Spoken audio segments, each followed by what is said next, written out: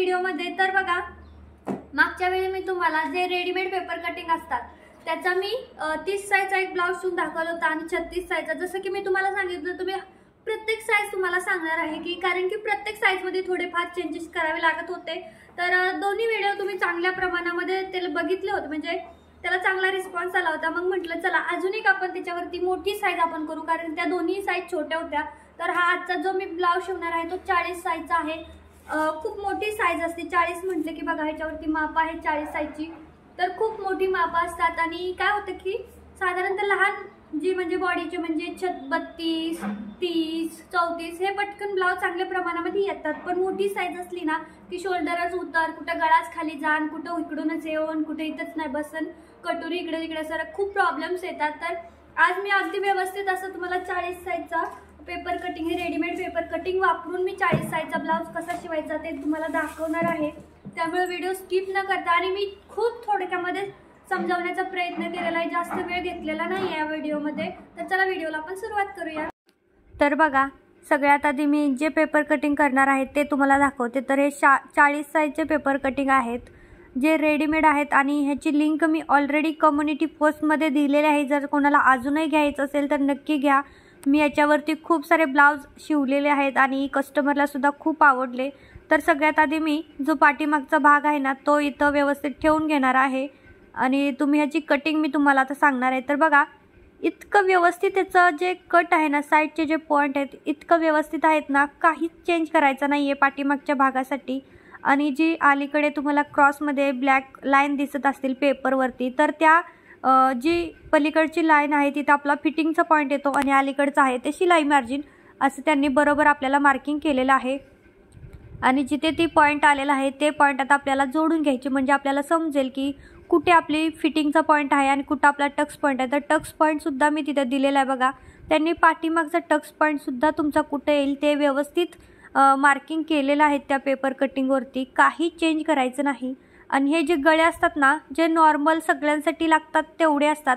जर जास्त डीप हवा असेल तर तुम्ही करू शकता, पण ह्या कस्टमरची म्हणजे हा जो ब्लाऊज मला शिवायचा होता त्याची बरोबर परफेक्ट हेच माप होतं। मी त्यांचं माप घेतलं होतं, तर काहीच कमी जास्त करायचं नव्हतं, तेवढाच गळा वगैरे ठेवायचा होता। तर मी पाठीमागचा भाग इथं कट करून घेतलेला आहे। तर आता तुम्ही एकदमच सगळे पार्ट ठेवून मग कट करू शकता, पण मी तुम्हाला इथं दाखवायचं आहे त्यामुळे वेगवेगळं एक एक पार्ट ठेवून कट करून दाखवते। तर मी सेकंड नंबरला आता क्रॉसपट्टी घेते। तर तुम्हाला ही क्रॉसपट्टी खूप मोठी जाणवत असेल, तर तुम्हाला सांगते की ही मोठी का दिसत आहे। तर बघू शकता खालच्या साईडला जी ब्लॅक लाईन दिसते पेपरवरती ते आपली फोल्ड होते। जर साधा बिना अस्तरचा ब्लाऊज असला तर आपल्याला पट्टी लावावी लागते खालच्या साईडनी, तर एक्स्ट्राची पट्टी लावण्याची गरज नाही, डायरेक्ट फोल्ड केला की तुमची पट्टी तयार झाली। ह्यासाठी ते दिलेले आहे। तुम्हाला नको असेल तर तुम्ही फक्त वरची जी आहे मार्किंग तेवढीच क्रॉसपट्टी कट करून घेऊ शकता, असं आहे। तर एकदा डोक्यात बसलं की नेमकं कसं ह्याचं कटिंग करायचं आणि कसं स्टिचिंग करायचं असतं, तर एकही चूक होत नाही। आणि कोणालाही जे शिकलेले सुद्धा नाहीत, ज्यांना मशीनबद्दल बिलकुल आयडिया नाही, ते सुद्धा हे पेपर कटिंग वापरून शिवू शकतील ब्लाऊज। मी अगदी खात्री देते 100% की नक्कीच शिवू शकता, इतके परफेक्ट याची मार्किंग आहे। तर तुम्ही इथं कटोरीचं मी बघा, आता कटोरीचं सुद्धा मार्किंग खडून करून घेते। तर त्याने तिथे कट्स दिले 2, इकडच्या साईडला एक, इकडच्या साईडला एक, 1.5 इंचावरती। तर ते फक्त आपल्याला दाबायचं असतं आणि क्रॉसचा जो टक्स आहे तो सुद्धा त्यांनी दिलेला आहे। तर ते मी व्यवस्थित मार्किंग करून घेतलेले आहे। आणि नंतर काय करायचं, जे टक्स आहेत ते फक्त दाबायचे, तुमची कटोरी तयार झाली, काहीच झंझट नाही आहे, अजिबात त्रास नाही आहे। तर बघा, मी आता व्यवस्थित हे कट करून घेते। तर कसं असतं, 40 साईजचा ब्लाऊज आहे, मोठा ब्लाऊज आहे, तर अस्तरचा कपडा पुरू शकतो। तसा मी 1 मीटर प्रत्येक वेळीच आणत असते, पण कमी जास्त होऊ शकतो। त्यामुळे काय करायचं, कुठला पार्ट कुठं व्यवस्थित बसतोय तो बघायचं आणि सगळ्यात आधी पाठीमागचा भाग आपण कट करून घ्यायचा असतो, कारण पुढचे पार्ट आपण कसे मॅनेज करू शकतो। पण पाठीमागचा भाग आपला मोठा असतो आणि तिथं जॉईंट वगैरे लावला तर ते फिनिशिंग चांगलं दिसत नाही पाठीमागच्या भागासाठी। त्यामुळे मग आपण पाठीमागचा भाग सगळ्यात आधी कट करून घेतो। तर बघा, याच्या कटोऱ्या तुम्हाला मी दाखवते।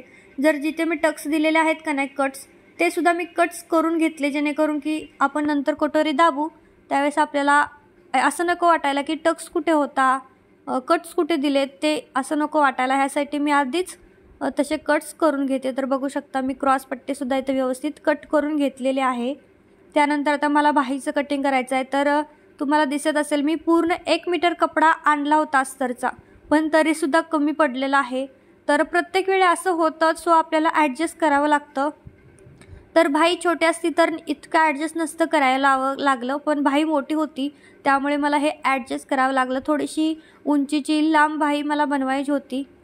तर बघा मी बघत होते की कसा इथे कपडा बसेल, कसा नाही बसणार चेक करत होते.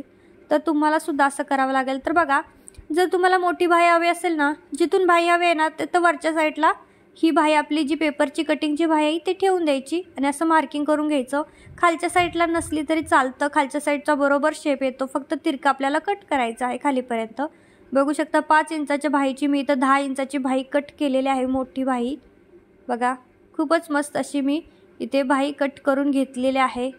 आणि त्यानंतर आतला शेप आपल्याला द्यायचा असतो बाहीला. पुढचा पार्टला जो आपण शेप देतो ना बाहीच्या, तो मी इथं देऊन घेत आहे.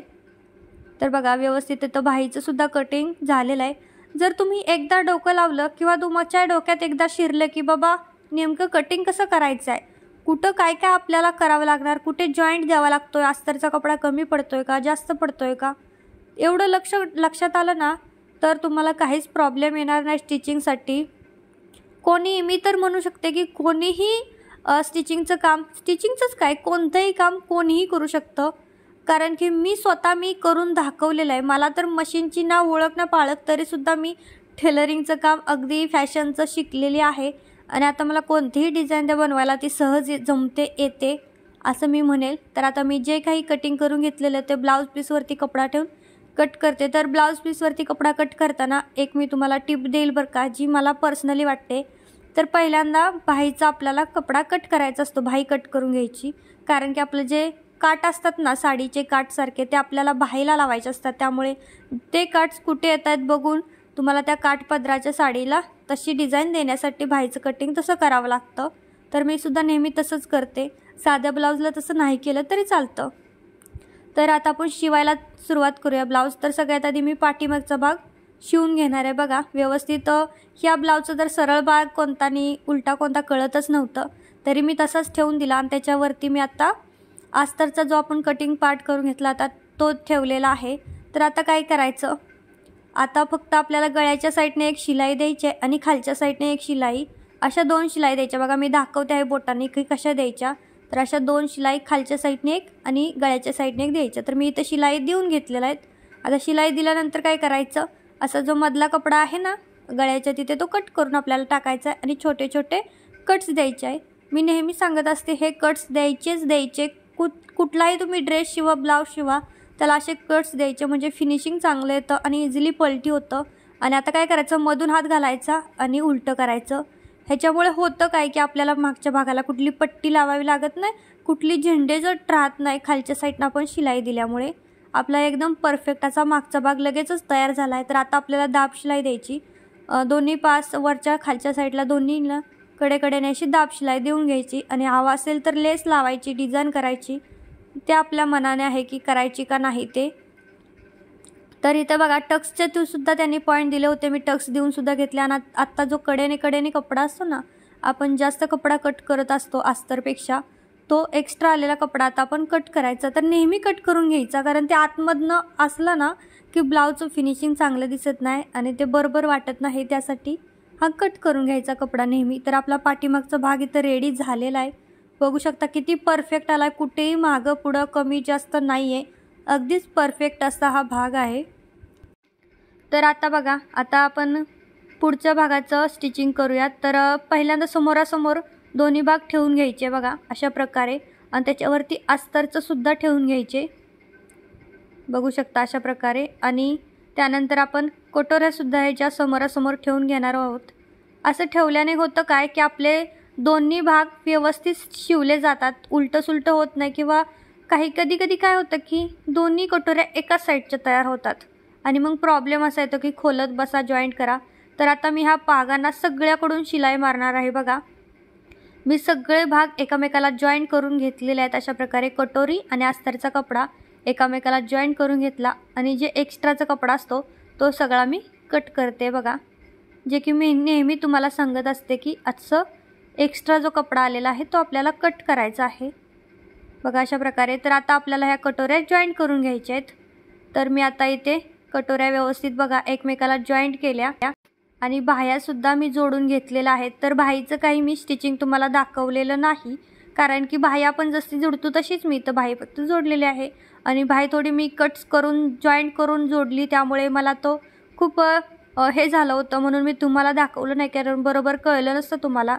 मी खूप जॉईंट करत करत बाही शिवलेली होती। तर आता बघा, आता मी बघते की दोन्ही भाग बरोबर आहेत का। तर मागचा भाग कसा चेक करायचा, मधून बरोबर मध्ये जो आपल्या गळ्याच्या साईडला एक लाईन असते तिथं बघायचं आणि दोन्हीकडचे भाग आपलं जेवढं आहे मार्जिन तेवढं आहे का चेक करायचं।